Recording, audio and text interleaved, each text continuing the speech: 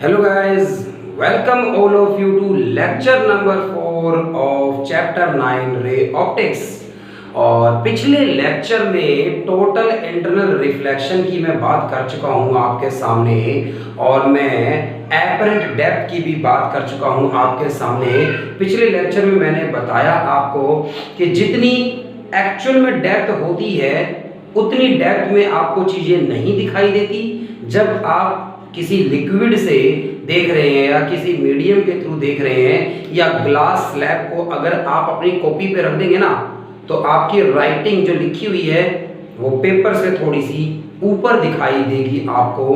तो ये apparent depth का केस बताया प्रीवियस लेक्चर में, और टोटल इंटरनल रिफ्लेक्शन जैसे बहुत ही इंपॉर्टेंट फिनोमेनन की बात मैंने लास्ट लेक्चर में की आपसे। नेसेसरी कंडीशंस क्या होती हैं, TIR क्या होता है, क्रिटिकल एंगल क्या होता है, और कब डेंसर से रेयरर जाने पर ऐसा होगा, क्रिटिकल एंगल से ज्यादा होना चाहिए एंगल ऑफ इंसिडेंस। फॉर्मूला क्या आया था, sine C is equal to 1 upon में mu. Sine of critical angle is equal to 1 upon में म्यू। म्यू रिफ्रैक्टिव इंडेक्स है। एप्लीकेशंस की बात कर रहा था, और मैं बता चुका था आपको एप्लीकेशन में कि sparkling of diamond TIR total internal reflection का एक एग्जांपल है, एक एप्लीकेशन है स्पार्कलिंग ऑफ डायमंड। और मैं बता चुका हूं आपको मिराज के बारे में, मृग तृष्णा के बारे में, क्यों आपको हाईवे पर पानी जैसा कुछ दिखाई देता है, या आप रेगिस्तान में जाएंगे तो आपको लगेगा पानी का तालाब है, वहां पहुंचने पर आपको फिर कुछ नहीं मिलेगा और आगे आपको जाना पड़ेगा। इस तरह की बातें मैंने लास्ट लेक्चर में जानी आपके साथ, बताई आपको।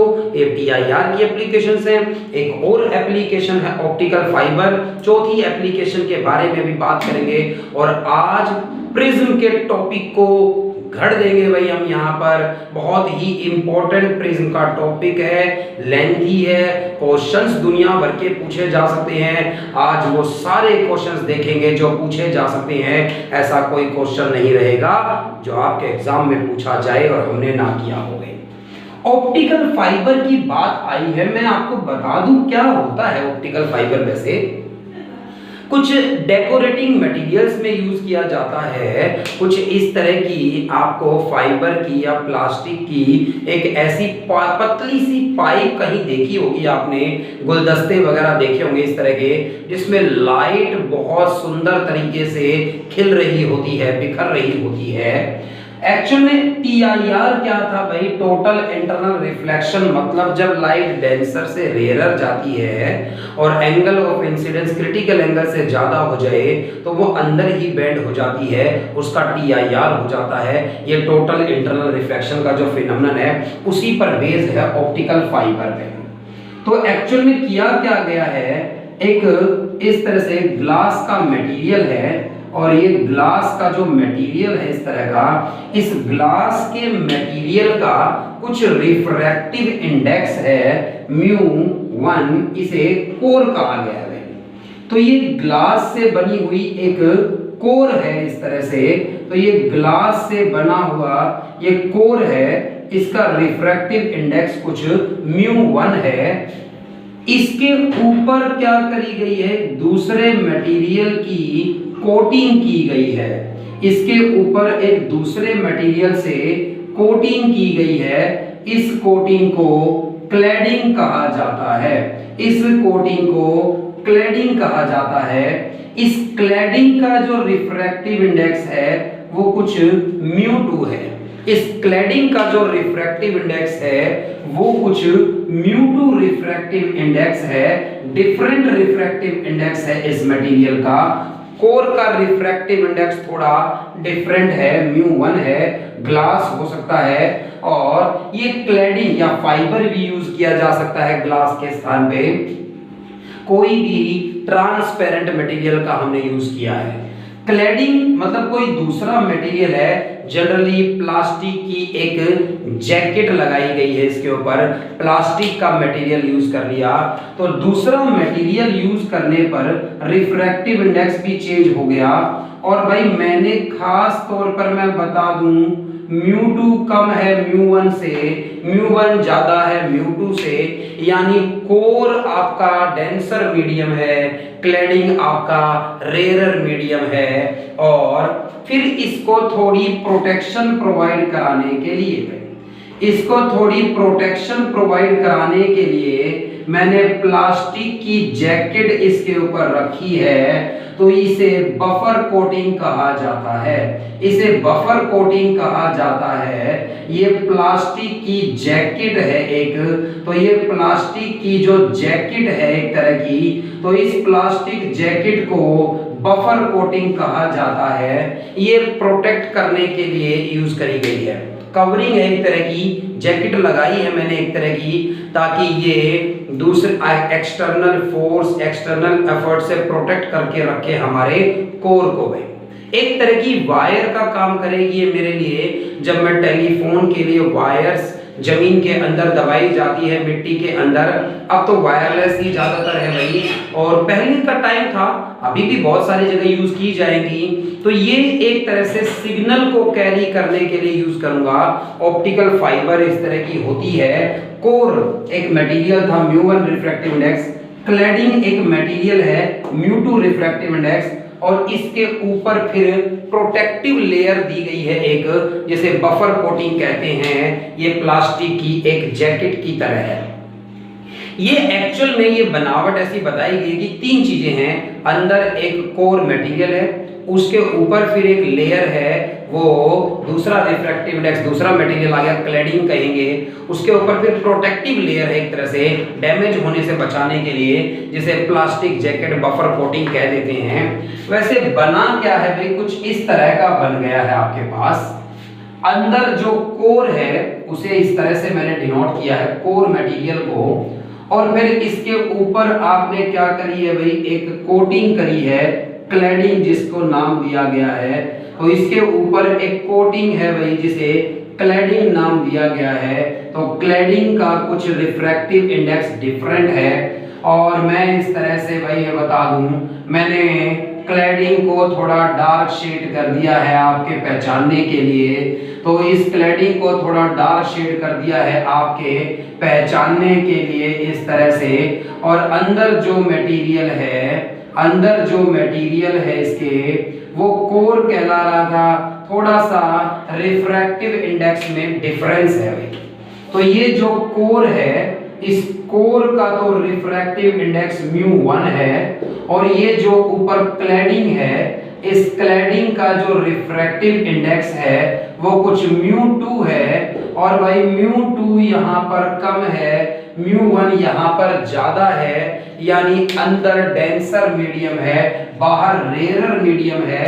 एक लाइट अगर इसके अंदर एंटर कराई जाए, एक लाइट अगर इसके अंदर एंटर कराई जाए, जिसके लिए एंगल ऑफ इंसिडेंस, जिसके लिए angle of incidence critical angle से ज्यादा हो गया है, और ये डेंसर से रेयरर जाने की अब कोशिश कर रही है, इसका TIR होगा, और बार बार TIR होने दिया जाए, ऐसी कंडीशन में इसे रखा गया है। तो ये लाइट जो थी वो इसके अंदर ही ट्रेवल करती रहेगी, इसके अंदर ही ट्रेवल करती रहेगी, और जब इसी के अंदर ट्रेवल करती रहेगी तो एक एंड से एंटर कर कर दूसरे एंड से बाहर आएगी, और इस तरह से एक ऑप्टिकल सिग्नल की तरह ये काम करेगी। मतलब क्या होता है कि मैं बोल रहा हूं माइक के अंदर, तो माइक ने इसे कन्वर्ट कर दिया है इलेक्ट्रिकल सिग्नल में, ऑल्टरनेट करंट में। ऑल्टरनेट करंट किसी रेजिस्टेंस में गया और इलेक्ट्रोमैग्नेटिक वेव प्रोड्यूस हुई है, मतलब लाइट प्रोड्यूस हुई है, और मेरा सिग्नल लाइट में कन्वर्ट हो गया है। और वो लाइट सिग्नल जब ऑप्टिकल फाइबर में से ट्रेवल करेगा तो स्पीड ऑफ लाइट से ट्रेवल करेगा, बहुत ही फास्ट पहुंचेंगे मेरे सिग्नल्स दूसरे एंड पर। तो ये ऑप्टिकल सिग्नल्स दूसरे एंड पर पहुंचा दिए गए हैं ऑप्टिकल फाइबर के थ्रू, दूसरे एंड पर इसे दोबारा लाइट से फोटो डायोड का यूज करूंगा, लाइट को दोबारा करंट में चेंज कर दूंगा। 14th चैप्टर में पढ़ाऊंगा फोटो डायोड के बारे में। तो ये आएगा कि किस तरह से दोबारा लाइट को करंट में चेंज कर लिया जाएगा, करंट को स्पीकर में डाल दिया जाएगा, साउंड सुनाई देगी। सिग्नल्स ऐसे चेंज होते रहते हैं मोबाइल फोन में, हर चीज में, एक फॉर्म से दूसरी फॉर्म में चेंज होते रहते हैं। यहाँ ऑप्टिकल फाइबर इस तरह से यूज करी गई है, यहाँ ऑप्टिकल फाइबर इस तरह से यूज की जा सकती है। तो डेकोरेटिव मटेरियल के तरह यूज की जा सकती है, कम्युनिकेशन में ऑप्टिकल सिग्नल को ट्रांसमिट करने के लिए यूज की जा सकती है। तो ये ऑप्टिकल फाइबर का कॉन्सेप्ट है, बस इस तरह से थ्योरेटिकली आएगा आपके पास कि भाई आपको कुछ न्यूमेरिकल अगर पूछे जा सकते हैं तो वो भी डिस्कस करेंगे इसके ऊपर। तो ऑप्टिकल फाइबर मतलब एक डिवाइस था जो इस तरह से ऑप्टिकल सिग्नल को यानी लाइट को ट्रांसमिट करने के लिए यूज किया जा सकता है। TIR का इसके अंदर यूज किया गया है। TIR की एक और एप्लीकेशन है कि दो प्रिज्म होते हैं भाई, और वो पेरिस्कोप की तरह, पोरो प्रिज्म की तरह काम कर सकते हैं, इरेक्टिंग प्रिज्म की तरह काम कर सकते हैं। मैं पहले आपको प्रिज्म पढ़ा दूं, उसके बाद वो एप्लीकेशन ज्यादा अच्छी समझ में आएगी आपको, इसलिए आज प्रिज्म की शुरुआत करेंगे। और देखिए बहुत बेहतरीन ये टॉपिक है, 3 से 5 नंबर में आपसे पूछा जा सकता है और 5 नंबर में एक भी नंबर ना कटे आपका। इसलिए इस प्रिज्म की बात करेंगे कैसा होता है। मैं इस वक्त कोचिंग इंस्टीट्यूट पे रखा हुआ है प्रिज्म, और ये घर से वीडियो लेक्चर मैं आपके लिए लेकर आया हूँ, इसलिए मैं प्रिज्म आपको शो नहीं कर पाऊंगा, मुझे याद नहीं रहा लाना। मैं भी नेक्स्ट लेक्चर में मैं आपको दिखाऊं तो मैं आपको दिखाऊंगा। बाकी ज्यादातर बच्चों ने 10th क्लास में प्रिज्म को देखा होगा, और प्रिज्म एक ट्रायंगुलर प्रिज्म की बात करेंगे, कैसे काम करता है, रिफ्रैक्शन कैसे होता है, फॉर्मूले क्या क्या जोड़े जा सकते हैं उसके साथ, ऐसी बहुत सारी बातें जानेंगे आज प्रिज्म के बारे में। एक न्यूमेरिकल टोटल इंटरनल रिफ्लेक्शन पर जानने की कोशिश करते हैं भाई, एक न्यूमेरिकल टोटल इंटरनल रिफ्लेक्शन पर जानने की कोशिश करते हैं। बड़ा ही सुंदर न्यूमेरिकल है भाई, और आप शॉर्टकट लगा सकें ऐसा भी फॉर्मूला जानने की कोशिश करेंगे भाई। मान लीजिए इस तरह से किसी स्विमिंग पूल में या किसी बकेट के अंदर आपने पानी भरा हुआ था, और या कोई भी लिक्विड हो सकता था इस तरह का, तो कोई भी लिक्विड हो सकता था इस तरह का, तो कोई भी लिक्विड ऐसा हो सकता था। और भाई मैंने क्या किया, इस लिक्विड को कुछ h हाइट तक भर दिया गया है भाई। आपको मैं क्या बता रहा हूं कि भाई इस तरह से कुछ h हाइट तक इस लिक्विड, इसमें एक लिक्विड को भर दिया गया है। तो कुछ h हाइट तक लिक्विड की हाइट है भाई, ये h हाइट तक लिक्विड को भरा गया है, ये एक्चुअल डेप्थ है, एक्चुअल डेप्थ है लिक्विड की इस तरह से, इस बेस की। मतलब इसके अंदर एक बल्ब रख दिया जाए, मतलब एक ऑब्जेक्ट कह देता हूं मैं, एक छोटा सा एलईडी रख दिया गया है, और बाहर से आप देखने की कोशिश कर रहे हैं इस एलईडी को, बाहर से आप इस डेंसर मीडियम के अंदर देखने की कोशिश कर रहे हैं इस एलईडी को, और आपसे ये कहा गया कि ये कितना एरिया होगा, सर्कुलर एरिया बताइए कितना होगा जिसमें से आप इस एलईडी को देख सकते हैं, इस ऑब्जेक्ट को देख सकते हैं। ये एक एलईडी है और ये पानी के अंदर ऑन किया गया है, और इससे आने वाली लाइट आपकी आंखों में पहुंच सकती है। कितने एरिया के थ्रू, वो एरिया हमें कैलकुलेट करना है। पहली बात, कैसी दो दिक्कत है, ये क्वेश्चन किस तरह का है जो आपको समझने की जरूरत है, मैं आपको बता दूं। अगर मान लीजिए इस तरह से ये एक रे की बात करी जाए, तो ये एक रे है जो बाहर जा सकती है इस तरह से, नॉर्मल है बिल्कुल। तो इस तरह की एक रे बिल्कुल नॉर्मल है, तो ये रे बिल्कुल सीधी नॉर्मल आई है इस तरह से, और ये रे बिल्कुल नॉर्मल आई है इस तरह से, तो ये सीधी बाहर जाएगी। इस एलईडी से अगर ऐसी कोई रे आएगी जो बिल्कुल नॉर्मल आई है, यहाँ पर 90 है इसके सरफेस के साथ, मतलब एंगल ऑफ इंसिडेंस अगर 0 है इसके लिए, तो इस तरह की रे बिल्कुल बाहर चली जाएगी। मैं थोड़ा सीधा कर देता हूँ इस डायग्राम को, शायद ये थोड़ा सा इस तरह से लग रहा था आपको, तो मैं इसको बिल्कुल सीधा कर देता हूँ इस तरह से। अब देखिएगा, तो इस ऑब्जेक्ट से एक रे बिल्कुल सीधी आई है इस तरह से, ये रे बिल्कुल सीधी बाहर चली गई भाई इस तरह से, यानी ये लाइट तो बाहर जाएगी ही जाएगी, और बाहर जाएगी तो इस लाइट को आप देख भी पाएंगे, ये आपकी आईज में जा सकती है लाइट में, बिल्कुल ठीक बात है इस तरह से। एक और रे थोड़ी सी ओब्लिकली आई है तो वो बाहर जाएगी इस तरह से। एक रे की बात करता हूं मैं, आप ये वाली रे ड्रॉ मत करना, बताने के लिए कह रहा हूं। ये रे आई है और क्योंकि ये डेंसर से रेयर जा रही है तो नॉर्मल से अवे चली गई होगी, इस तरह से ये वाली रे भी बाहर चली गई है, ये भी आपकी आईज में पहुंच सकती है, बिल्कुल सही बात है।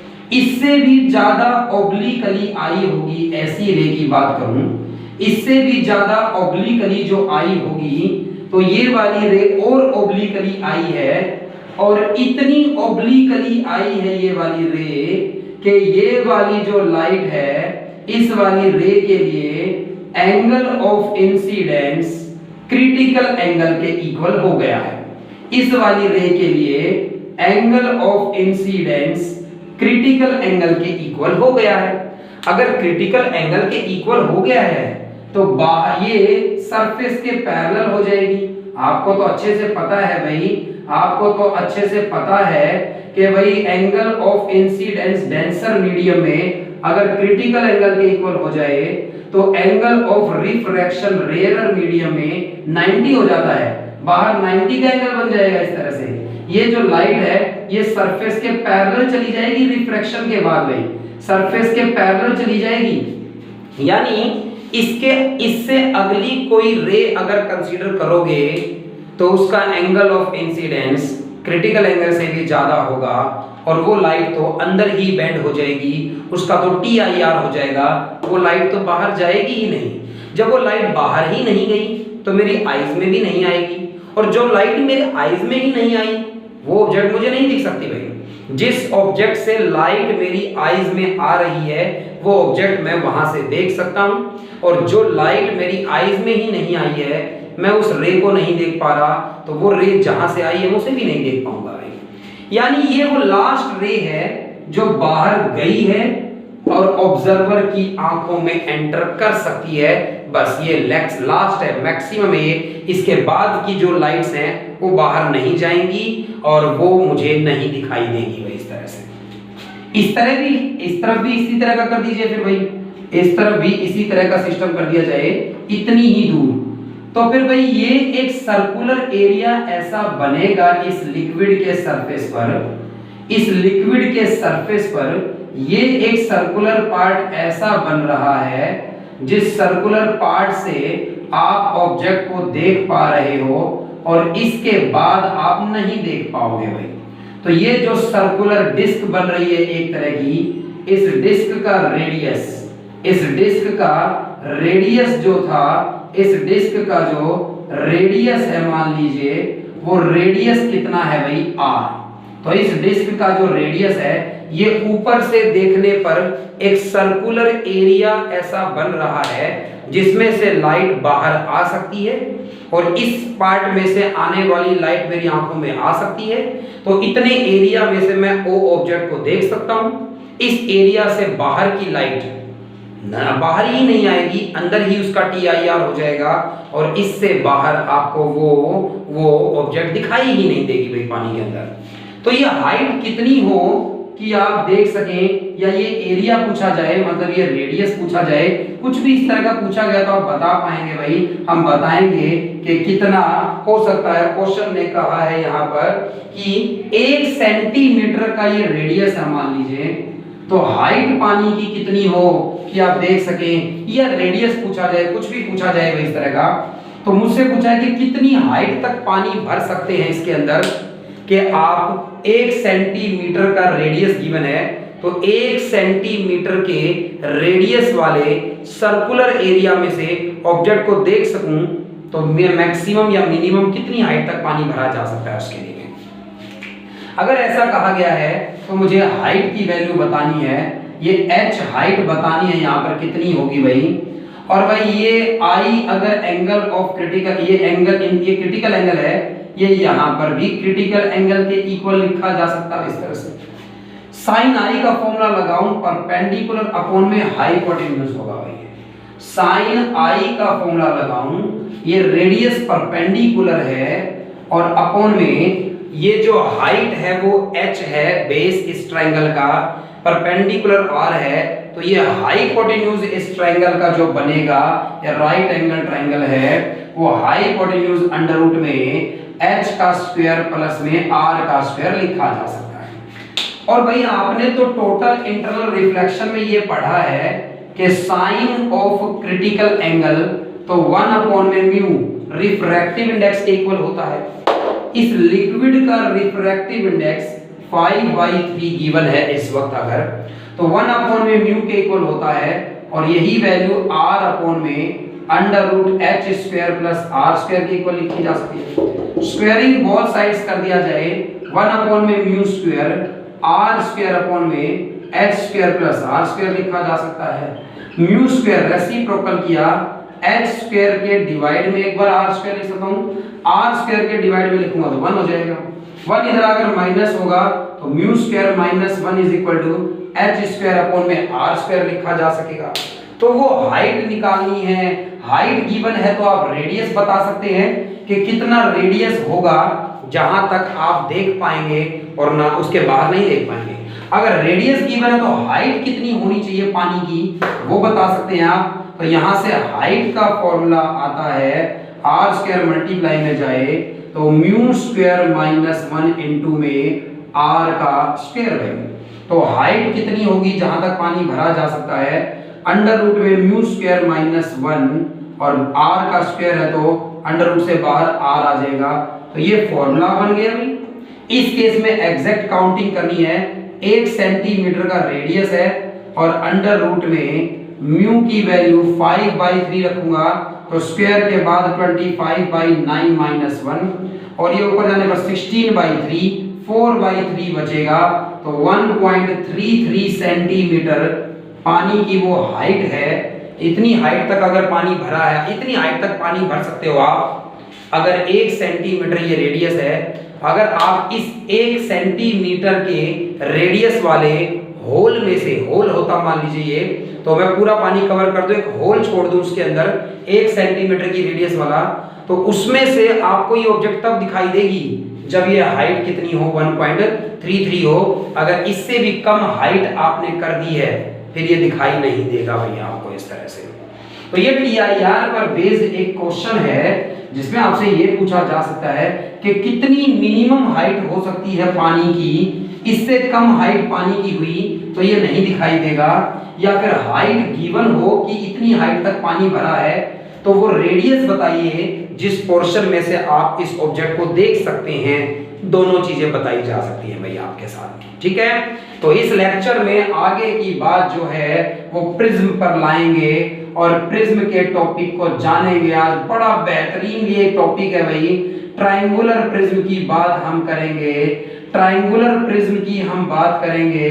बहुत ही बेहतरीन ये टॉपिक है, बड़े ही मजेदार इसके क्वेश्चन हैं। और ट्रायंगुलर प्रिज्म भाई, ट्रायंगुलर प्रिज्म आपसे पूछा गया है तो ट्रायंगुलर प्रिज्म की बात मैं आपको बता दूं। एक कॉपी को आप क्या करें, पेजेस खोलकर अगर रख देते हैं, एग्जाम्पल के लिए मैंने ये बुक रखी इस तरह से, और अगर इस बुक को इस तरह से थोड़ा यूं करूं मैं तो इस तरह की शेप में, मतलब सॉलिड होना चाहिए ग्लास। तो ग्लास की सॉलिड एक चीज है, एक रेक्टेंगुलर फेस यहाँ, एक रेक्टेंगुलर फेस यहाँ और एक रेक्टेंगुलर फेस बेस में। 3 रेक्टेंगुलर फेस हैं, एक ट्रायंगुलर फेस यहाँ और एक ट्रायंगुलर फेस यहाँ। 2 ट्रायंगुलर फेस होते हैं और 2 ट्रायंगुलर फेस होते हैं और 3 रेक्टेंगुलर फेस होते हैं। इसे एक ट्रायंगुलर ग्लास प्रिज्म कहा जाता है। तो एक प्रिज्म की अगर बात आई है सामने तो भाई देखने में प्रिज्म जो होगा वो देखने में जो प्रिज्म आपको लैब में दिया जाएगा, प्रिज्म आपको एक्सपेरिमेंट भी करना है इसका, आपको इसका एक्सपेरिमेंट भी 12th क्लास में जानना है। तो 2 ट्रायंगुलर फेस होते हैं और 3 रेक्टेंगुलर फेस होते हैं। ये वाला जो रेक्टेंगुलर फेस था, ये वाला जो रेक्टेंगुलर फेस है इस तरह का, और इसके सामने उधर की तरफ जो बेस वाले को छोड़ दीजिए, तो ये जो रेक्टेंगुलर फेस हैं इन्हें रिफ्रैक्टिंग फेस कहा जाता है। इन्हें रिफ्रैक्टिंग फेस कहा जाता है। तो इधर वाला भी रिफ्रैक्टिंग फेस था, इधर वाला भी रिफ्रैक्टिंग फेस कहलाता है। और ये दोनों रिफ्रैक्टिंग फेस जिस एज को टच कर रहे हैं, इस एज को रिफ्रैक्टिंग एज कहा जाता है। इस एज को रिफ्रैक्टिंग एज कहा जाता है। और मोस्ट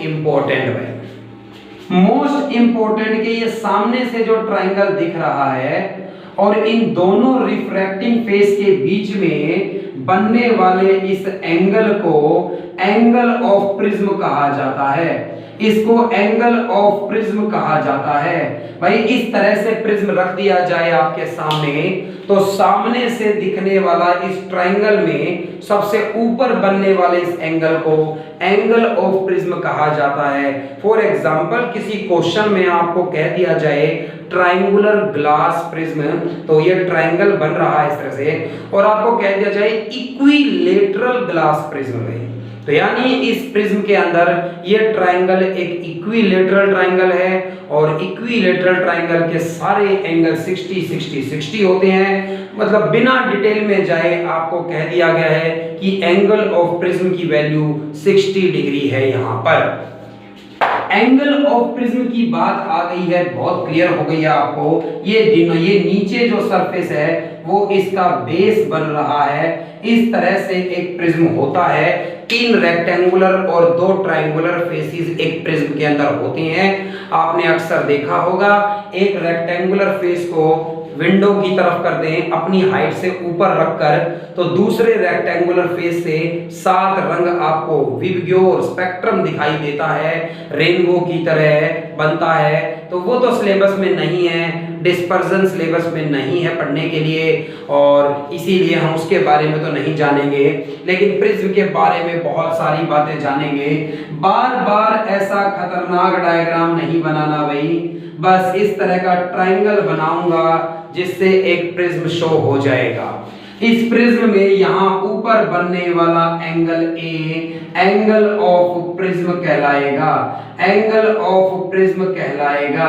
एक फेस पर लाइट इंसिडेंट होगी, दूसरी फेस से लाइट बाहर आएगी, और किस तरह से रिफ्रैक्शन होता है उस रिफ्रैक्शन के बारे में हम सारी बातें जानेंगे।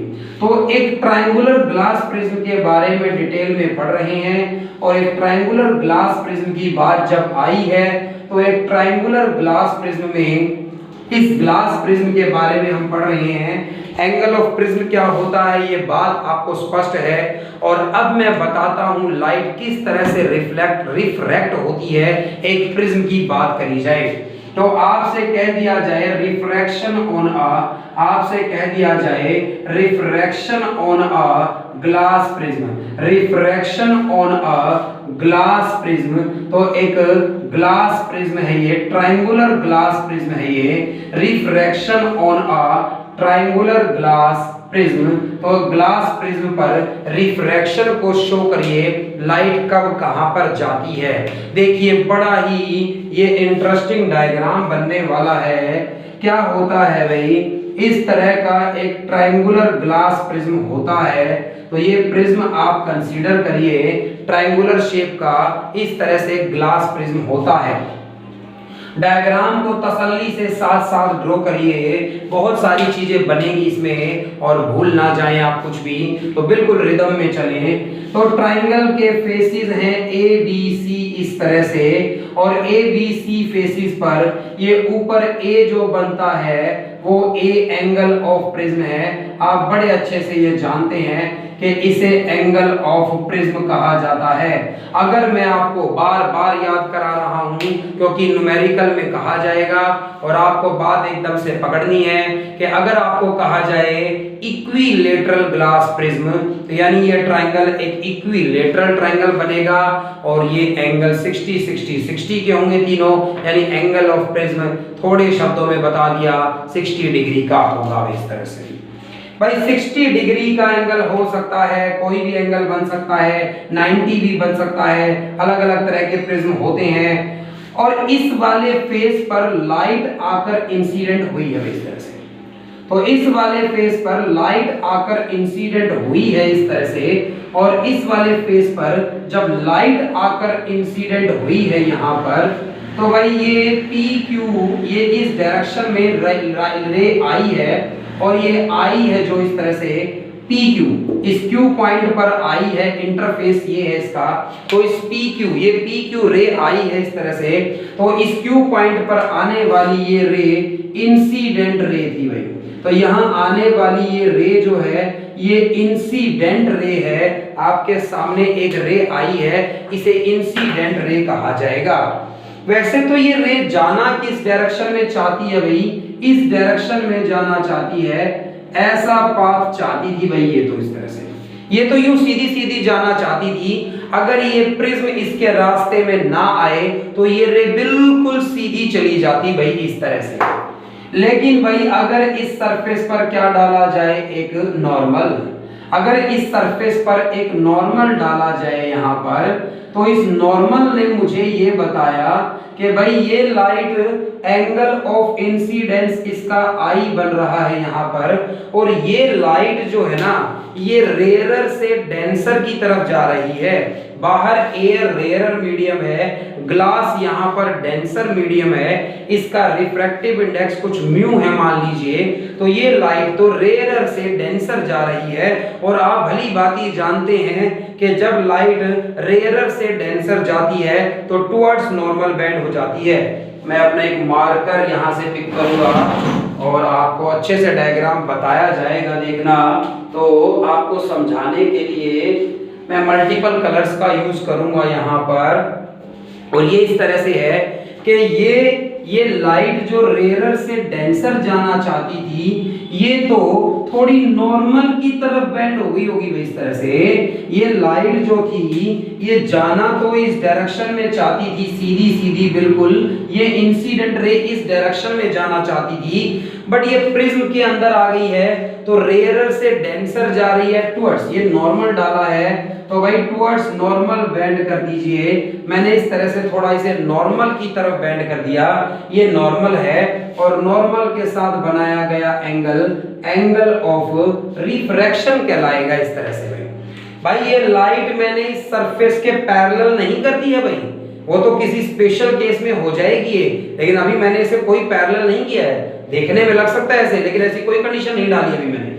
इंसिडेंट रे आई थी, रेयरर से डेंसर जा रही थी, इस पहले फेस पर रेयरर से डेंसर जाएगी, इस नॉर्मल की तरफ बेंड हो जाएगी और यहाँ पहुंचेगी आर पॉइंट पर, और इस आर पॉइंट पर पहुंचकर क्या देखने को मिला, अब ये लाइट डेंसर से रेयरर जाना चाहती है भाई, डेंसर मीडियम से वापस रेयरर में जाना चाहती है।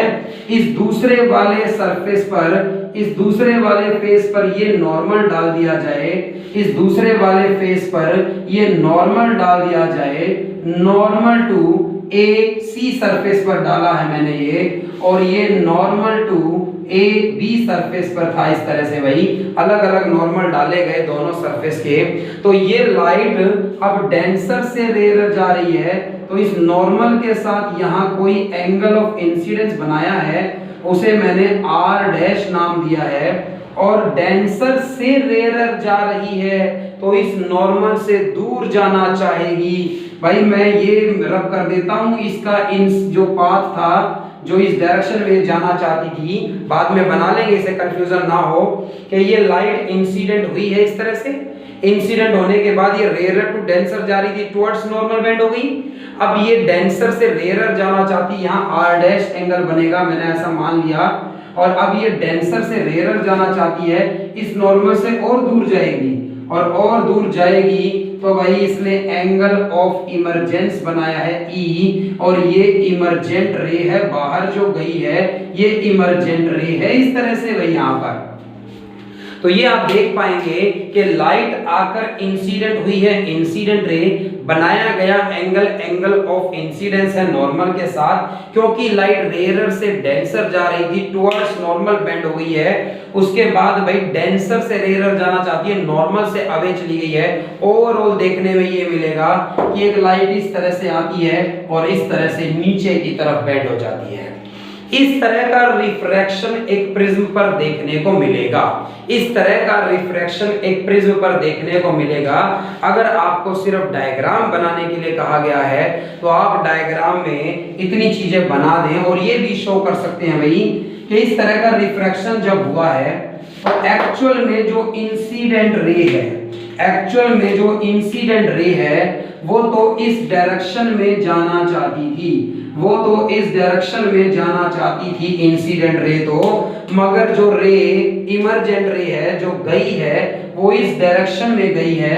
इमरजेंट रे को भी प्रोड्यूस कर कर देखा जाए, इमरजेंट रे को भी प्रोड्यूस कर कर देखा जाए, और जब ऐसे प्रोड्यूस कर कर देखा जाएगा तो इंसिडेंट रे के पाथ में और इमरजेंट रे के पाथ के बीच में ये एंगल जो है इसे डेल कहेंगे, इसे एंगल ऑफ डेविएशन कहेंगे। इतने एंगल पर आपने रास्ता बदल दिया है इंसिडेंट रे का।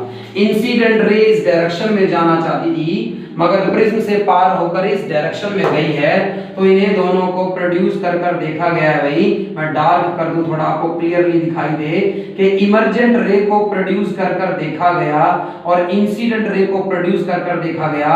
दोनों के बीच में बनने वाला एंगल एंगल ऑफ डेविएशन कहलाया, डेल कहलाया, एंगल ऑफ डेविएशन डेल कहलाया।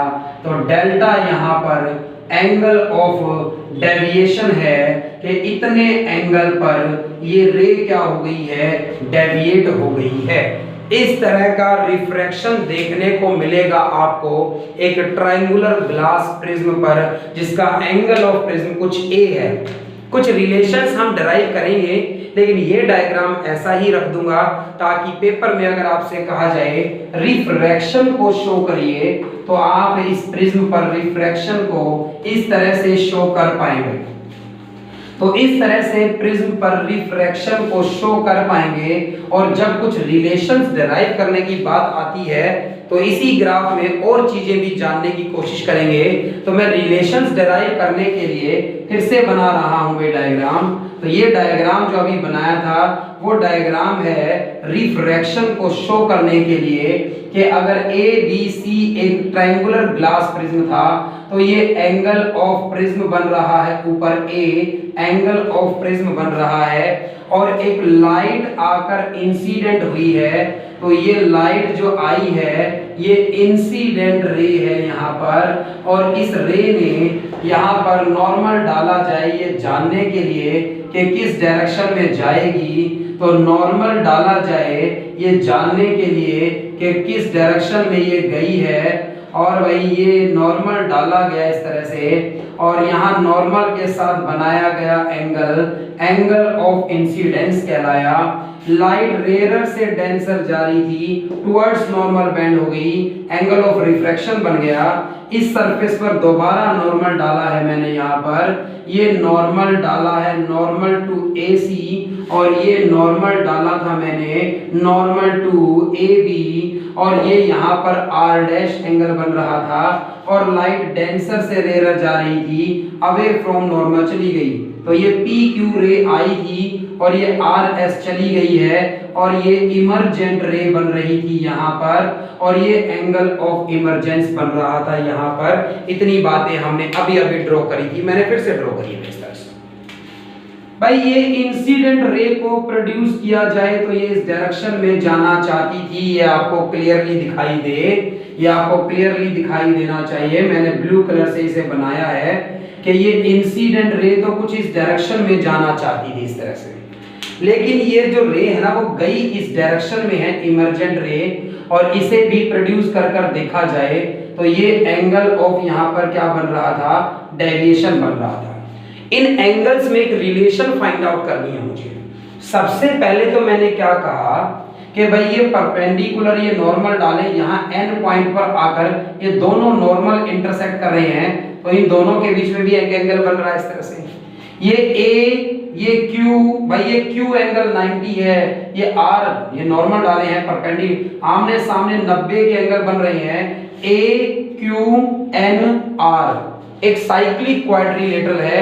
और डेरिवेशन की शुरुआत में ये कहा जा सकता है कि एंगल A और प्लस इसके सामने ये जो दोनों नॉर्मल्स के बीच में बन रहा है एंगल QNR, इन दोनों का सम 180 डिग्री होना चाहिए। एंगल A और इसके सामने एंगल ये QNR, ये जो बन रहा है, इनका सम 180 डिग्री होना चाहिए।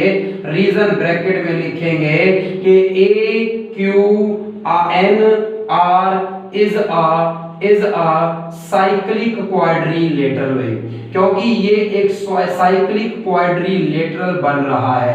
तो ये इन आप इस A एंगल का और इस सामने वाले का सम कितना बनेगा, 180, क्योंकि ये पूरा 90 था, नॉर्मल डाला गया है, ये नॉर्मल डाला गया तो ये भी 90 है, तो फिर भाई दो सम आमने सामने 180 बन रहे हैं, तो ये भी, क्योंकि चारों एंगल्स का सम तो 360 होता है। ठीक इसी तरह से इस ट्राइंगल में भी देखिए, ये जो R है, R डैश है, और ये QNR जो है, भाई इसी तरह से R प्लस R डैश जो है और प्लस में एंगल QNR जो है, इनका सम भी 180 डिग्री बनता है। एंगल सम प्रॉपर्टी से बनता है, एंगल सम प्रॉपर्टी से बनता है, क्योंकि ये तीनों एंगल्स एक ट्राइंगल के अंदर हैं, क्योंकि ये R डैश और ये N एंगल जो है QNR, इन तीनों का सम 180, क्योंकि ये QNR ट्राइंगल बन रहा है और ट्राइंगल के तीनों एंगल्स का सम 180 डिग्री होता है।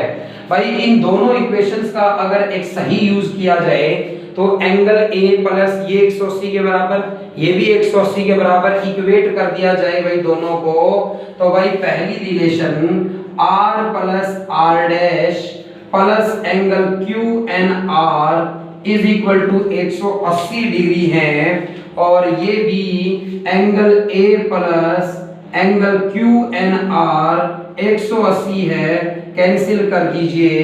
पहली रिलेशन भाई R प्लस R डैश का सम हमेशा एंगल ऑफ प्रिज्म के इक्वल रहेगा। R प्लस R डैश का सम हमेशा एंगल ऑफ प्रिज्म के इक्वल रहेगा।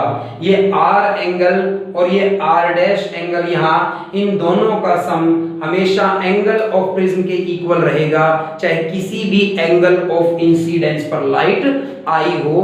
R प्लस R डैश का sum angle of prism A के इक्वल रहेगा।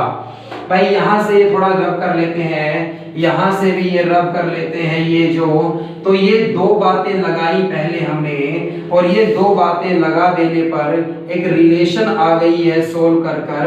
क्या रिलेशन आ गई है भाई, तो इस तरह से रिलेशन को देखिएगा कि भाई इसमें मैंने आमने सामने के एंगल 180 के इक्वल रखे, ट्राइंगल सम प्रॉपर्टी 180 के इक्वल रखा और दो इक्वेशंस का यूज किया, तो R प्लस R डैश बराबर A एंगल ऑफ प्रिज्म के होते हैं।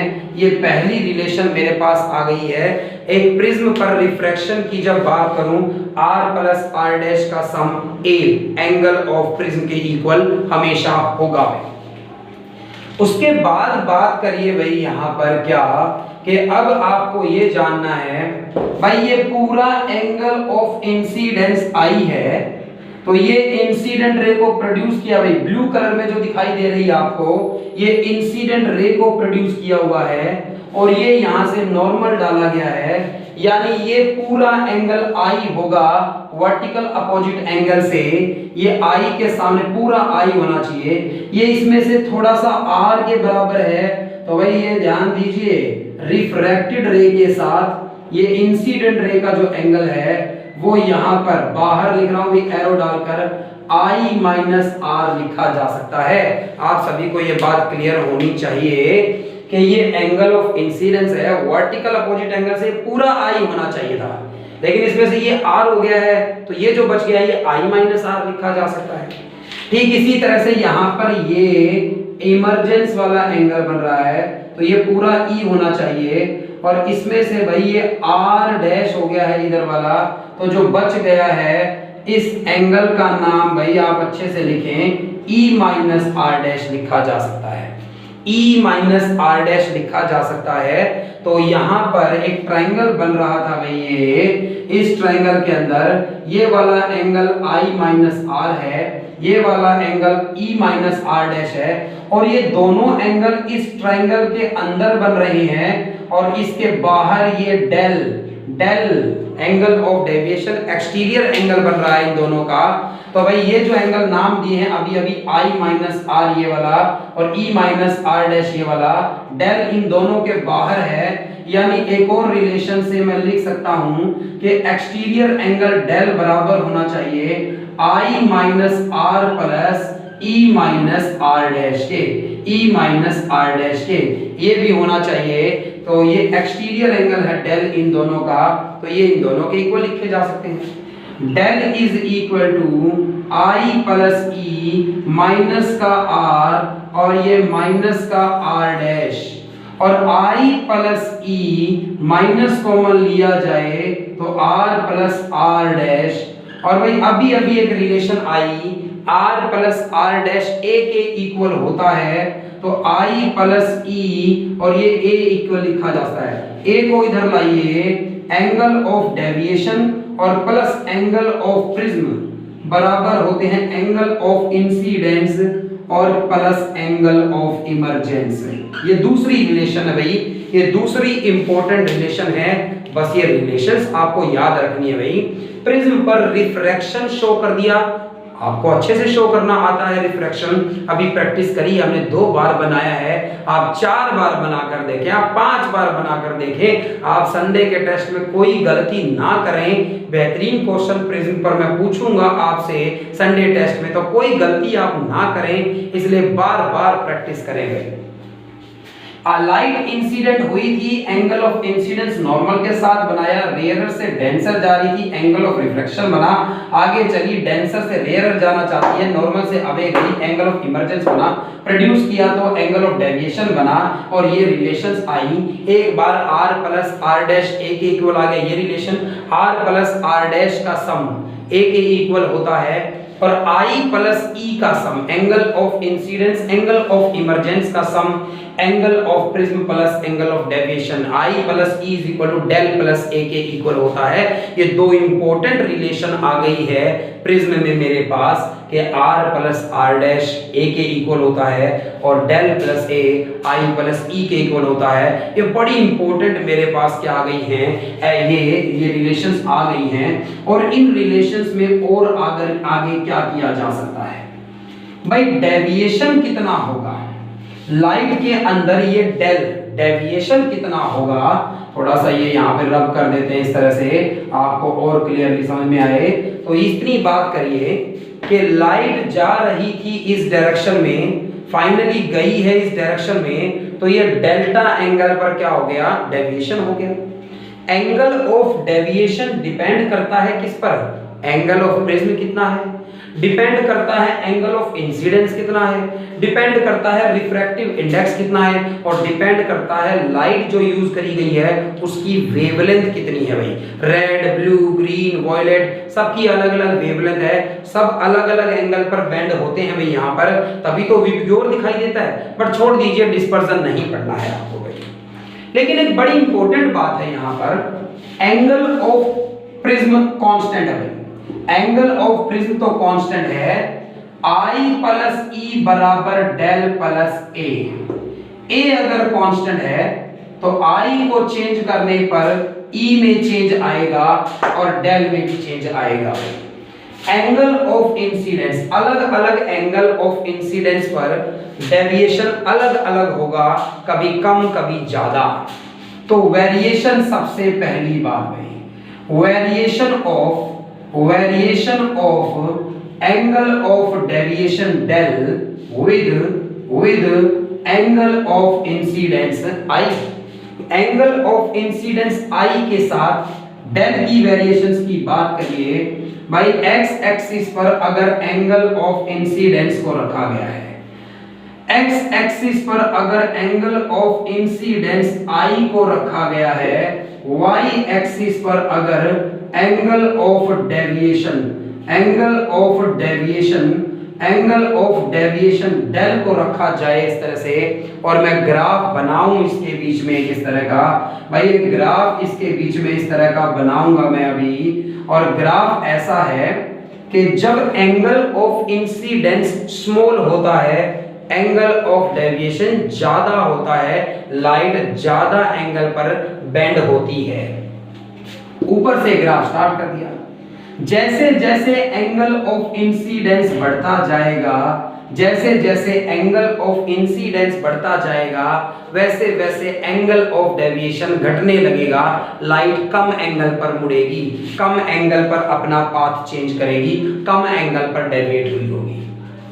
एक एंगल ऑफ इंसिडेंस ऐसा आएगा जिस पर एंगल ऑफ डेविएशन अपनी मिनिमम वैल्यू पर पहुंचेगा, अपनी मिनिमम वैल्यू पर पहुंचेगा, और जब अपनी मिनिमम वैल्यू पर डेविएशन आ जाएगा भाई, एक वैल्यू ऐसी आएगी जब angle of deviation del M लिखा जाएगा, मतलब डेल की वैल्यू मिनिमम हो गई है। सारे न्यूमेरिकल इसी बात पर बेस्ड होंगे, जैसे एलसीआर सर्किट के अंदर न्यूमेरिकल्स बेस्ड होते हैं रेजोनेंस की कंडीशन पर, ऐसे ही जो प्रिज्म के न्यूमेरिकल्स होंगे वो सारे बेस्ड होंगे मिनिमम डेविएशन की बात पर। रही आपसे मिनिमम डेविएशन पर क्वेश्चंस पूछे जाएंगे, और एंगल ऑफ डेविएशन ज्यादा था कम एंगल ऑफ इंसिडेंस पर, एंगल ऑफ इंसिडेंस बढ़ता गया, डेविएशन कम होता गया, एक एंगल ऑफ इंसिडेंस ऐसा आएगा, एक एंगल ऑफ इंसिडेंस ऐसा आएगा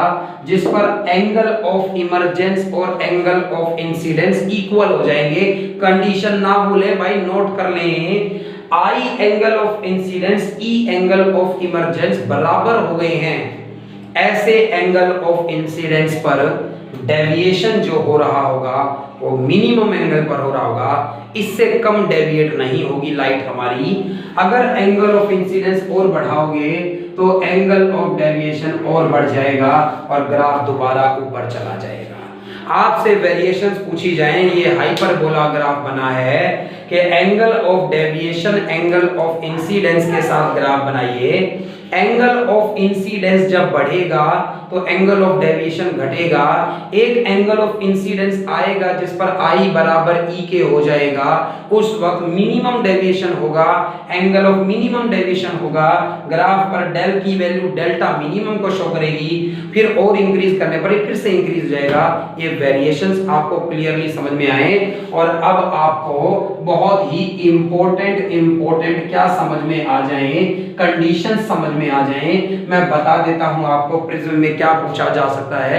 आपसे रे डायग्राम बनाने के लिए कहा जा सकता है कि प्रिज्म पर रिफ्रैक्शन को शो कर दीजिए, पहला डायग्राम बनाइए। वे आपसे रिलेशंस पूछी जा सकती है कि r प्लस r डैश बराबर a होता है, उसी डायग्राम से रिलेशन आ जाएंगी भाई, कुछ प्रॉपर्टीज लगा कर भाई। I plus E is equal to del plus a होता है, उसी डायग्राम से दूसरी रिलेशन आ जाएगी भाई। तीसरी बात आपसे प्रिज्म में पूछी जा सकती है कि भाई डेविएशन का इंसिडेंस के साथ ग्राफ बनाइए।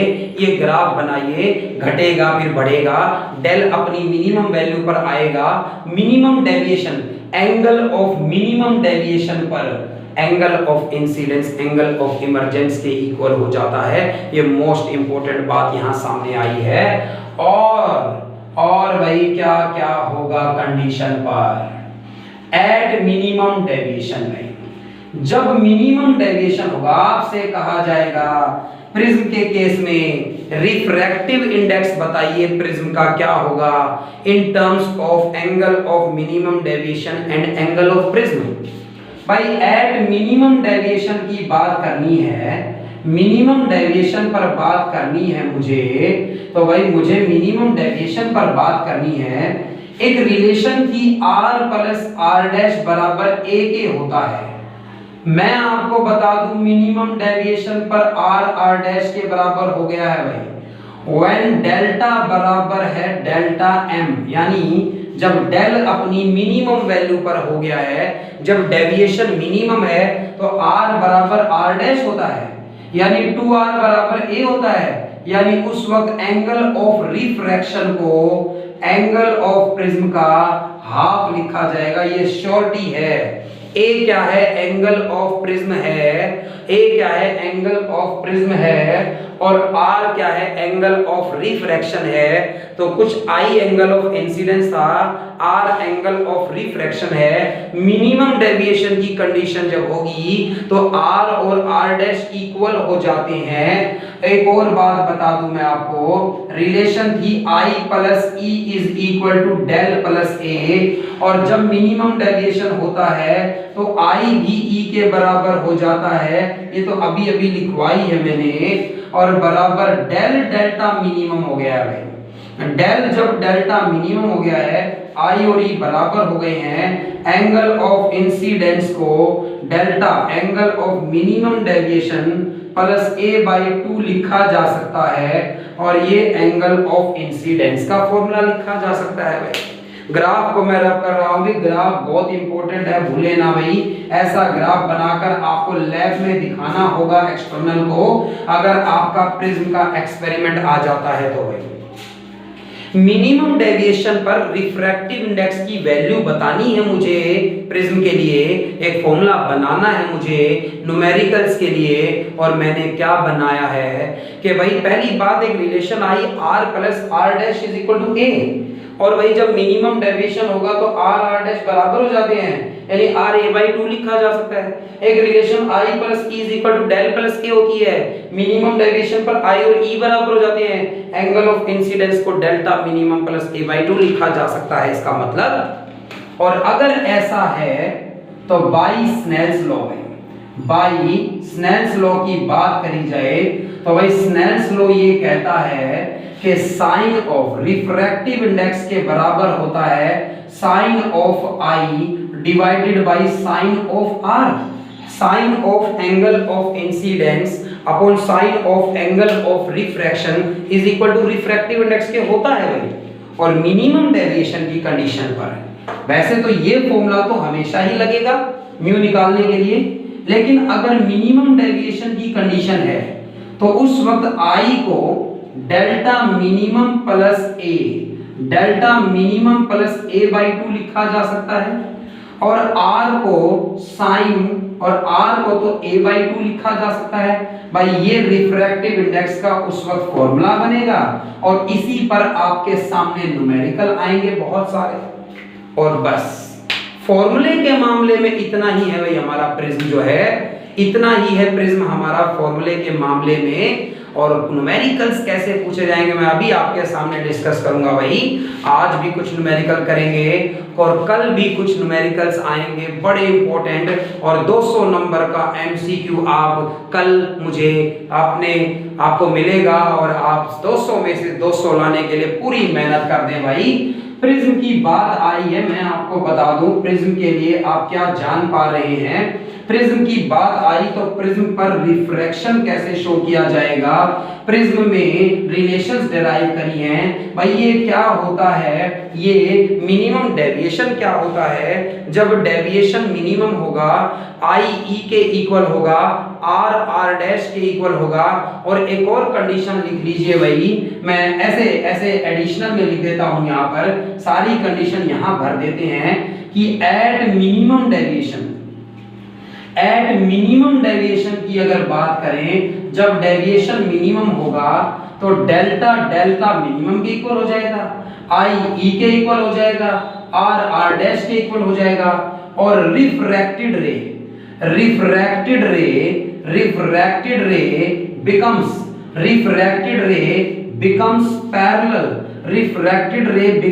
Parallel to base of prism भाई। जो रिफ्रैक्टेड रे थी ना, एंगल ऑफ इंसिडेंस था, रेयर से डेंसर गई थी, टुवर्ड्स नॉर्मल बैंड हो गई थी, वो वाली रे जिसने R एंगल बनाया है वो बेस के पैरेलल हो जाएगी। सिर्फ इस स्पेशल केस में है ये, मैंने पहले बात चलाई थी इसकी, मैंने कहा था एक स्पेशल केस में ऐसा हो सकता है, वो ये है भाई। भाई जैसे सीरीज एलसीआर में रेजोनेंस कंडीशन पूछने के लिए बहुत सारे तरीके हैं ना, ऐसे मिनिमम डेविएशन पूछने के बहुत सारे तरीके हैं। डायरेक्ट कहा जा सकता है कि उस कंडीशन की बात कर रहे हैं जब आई ई के इक्वल हो गया है, इमर्जेंट के इक्वल हो गया है एंगल ऑफ इंसिडेंस। कहा जा सकता है आर आर डैश के इक्वल हो गया है।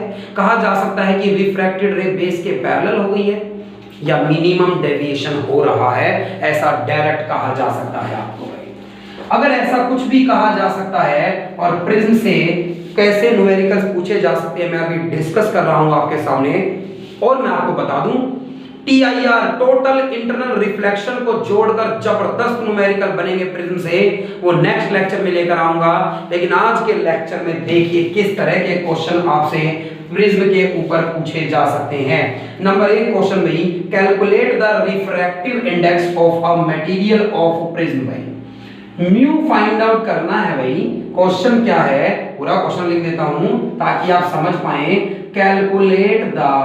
Calculate the refractive index of material of a prism, material of N equilateral glass prism, equilateral glass prism of minimum deviation 60 degree. भाई तो आपसे ऐसा क्वेश्चन पूछा जाए, क्वेश्चन को ध्यान से ये देखें कि क्वेश्चन में गिवन क्या है, पूछा क्या गया है, फॉर्मूला कौन सा काम आएगा। भाई क्या कहा गया है, क्वेश्चन ध्यान से पढ़ा जब आपने, calculate the mu find out करना है। चलो कर देंगे फाइंड आउट भाई। Of material of N equilateral glass prism, ये वर्ड बार बार आएगा और आप बार बार देखते ही समझ जाएंगे। मैंने क्योंकि पहले बताया इक्विलेटरल ग्लास प्रिज्म का मतलब वो ट्रायंगल इक्विलेटरल ट्रायंगल है, सारे एंगल 60 बनेंगे। मतलब बिना कहे इसने ये कह दिया कि एंगल ऑफ प्रिज्म 60 डिग्री है। भाई of an glass prism of angle of minimum deviation, और इसमें जो मिनिमम डेविएशन का एंगल है वो 60 डिग्री है। भाई 60 से कम के एंगल पर लाइट कभी नहीं मुड़ेगी। भाई इस तरह से एंगल ऑफ मिनिमम डेविएशन कितना है, 60 डिग्री है। भाई म्यू पूछा है भाई आपसे, आप तो जानते हैं म्यू किस फॉर्मूले में आता है जब मिनिमम डेविएशन की बात आ जाए, sine I upon sine R होता है। आई को delta M plus A by 2 लिखा जा सकता है, और भाई साइन आर को a बाई 2 लिखा जा सकता है। इस फॉर्मूले का यूज किया जाए। साइन मिनिमम डेविएशन 60 और एंगल ऑफ प्रिज्म भी 60 प्लस 60 120 बाई 2, फिर से 60 आ जाएगा, और साइन 60 बाई 2 30 आ जाएगा। साइन 60 आ जाएगा ऊपर, 60 पर √3 बाई 2 होता है, नीचे 30 हो जाएगा। साइन 30 पर 1 बाई 2 होता है, 2 से 2 कट जाए, और 2 से 2 कट गया, √3 बच गया, और √3 इसका रिफ्रैक्टिव इंडेक्स आया है इस तरह से। तो इतना रिफ्रैक्टिव इंडेक्स इस प्रिज्म का होगा, ये बात आप सभी को क्लियरली समझ में आ गई हो। एक और न्यूमेरिकल की मैं बात करूंगा आपके सामने, फिर आपको बहुत सारे असाइनमेंट में भी मिलेंगे करने के लिए, और आगे भी हम जानेंगे। एक और क्वेश्चन कहा गया, a ray of light passes through an equilateral glass prism. एक बार फिर मुझे कह दिया गया कि एंगल ऑफ प्रिज्म 60 डिग्री। आप लिख सकते हैं इस क्वेश्चन को, मैं बोल रहा हूं इस तरह से, a ray of light passes through a equilateral glass prism such that equilateral glass prism का नाम लिया तो मेरे को पता चल गया, मैंने पहले लिख दिया 60, such that angle of incidence is equal to angle of emergence। भाई क्वेश्चन कह रहा है angle of incidence angle of emergence के इक्वल है। मैं तो जानता हूं ये मिनिमम डेविएशन की कंडीशन है भाई, तो बिल्कुल ऐसे न्यूमेरिकल पूछे जाएंगे। और आगे कहा, if the angle of emergence is 3/4 times angle of prism। अगर एंगल ऑफ इमरजेंस 3/4 टाइम्स है एंगल ऑफ प्रिज्म का, अगर मान लीजिए, तो दो बातें आपसे पूछी गई हैं। नंबर 1 बात एंगल ऑफ डेविएशन बताइए, और नंबर 2 बात पूछा गया है रिफ्रैक्टिव इंडेक्स बताइए। दो बातें पूछी हैं भाई आपसे। और भाई ये जब बात कह दी है इसने, इतनी बात जब इसने कही है मुझे, तो एंगल ऑफ इमरजेंस की वैल्यू जब बराबर है 3/4 ए के, ए तो 60 डिग्री है भाई, और भाई ये आएगा 45 डिग्री आया एंगल ऑफ इमरजेंस, मतलब एंगल ऑफ इंसिडेंस भी 45 आ गया है भाई। पहला पार्ट कर दिया जाए, I प्लस E बराबर होता है डेल प्लस ए के। I 45 है, E भी 45 है, डेविएशन बताना है, एंगल ऑफ प्रिज्म 60 डिग्री है, 90 में से 60 माइनस होगा तो इस वक्त डेविएशन की वैल्यू 30 डिग्री है, और ये मिनिमम डेविएशन भी है क्योंकि I और E इस केस में इक्वल गिवन है भाई। रिफ्रैक्टिव इंडेक्स फाइंड आउट करना है, mu is equal to sine of delta minimum plus a/2, क्योंकि ये मिनिमम डेविएशन की कंडीशन है। ध्यान रहे भाई, ये फॉर्मूला सिर्फ तब लगेगा जब मिनिमम डेविएशन की कंडीशन है, तो ये तभी लगेगा। तो म्यू इज इक्वल टू बराबर मिनिमम डेविएशन 30 आया है, एंगल ऑफ प्रिज्म 60 है, 30 प्लस 60 90 होगा, 90 अपॉन में 2 45 डिग्री बनेगा भाई। और भाई एंगल ऑफ प्रिज्म 60 है, 60/2 30 बनेगा भाई, साइन 30 डिग्री बनेगा इस तरह से। Mu is equal to sine 45 पर 1/√2 है, साइन 30 पर 1/2 है, यानी 2/√2 है, और भाई √2 पे ये काट देगा इसको, रिफ्रैक्टिव इंडेक्स √2 है। कभी कभी ये ऑप्शन में ना हो तो √2 इज 1.414 भी लिखा जा सकता है कि ये रिफ्रैक्टिव इंडेक्स इसका रहेगा भाई। तो गाइस इस तरह के न्यूमेरिकल्स आपसे प्रिज्म पर पूछे जा सकते हैं, जिसे आप कर सकते हैं। आप असाइनमेंट में मिलेंगे आपको, आप और क्वेश्चंस करिए आज के लेक्चर पर बेस्ड, और मैं इससे भी जबरदस्त क्वेश्चन जो बोर्ड में पूछे गए हैं प्रिज्म पर कल के लेक्चर में आपके लिए लेकर आऊंगा मैं। बहुत बेहतरीन ये चैप्टर है, बहुत इंपॉर्टेंट है, वेटेज इसकी बहुत ज्यादा है। सिलेबस में से reflection on spherical mirrors cut गया था, इसलिए वीडियो लेक्चर्स उसके भी रिकॉर्ड किए हैं मैंने। जिस बच्चे को देखने का मन है कि वो किसी और चीज की तैयारी कर रहा है, वो मांग सकता है मुझसे। अदरवाइज रिफ्रैक्शन के पार्ट 1 से लेक्चर स्टार्ट किए इस रे ऑप्टिक्स में जो आपके सिलेबस में है, और वहीं से ये चौथा लेक्चर आज मैं आपको डिलीवर कर रहा हूं। और गाइज आप मेहनत करिए, कल के एमसीक्यू की बेहतरीन तैयारी करिए जो कि प्रिज्म और टीआईआर पर बेस्ड होगा और बहुत बेहतरीन होगा। कल का लेक्चर जरूर देखें, तभी आप बेहतर एमसीक्यू कर पाएंगे। Thanks guys.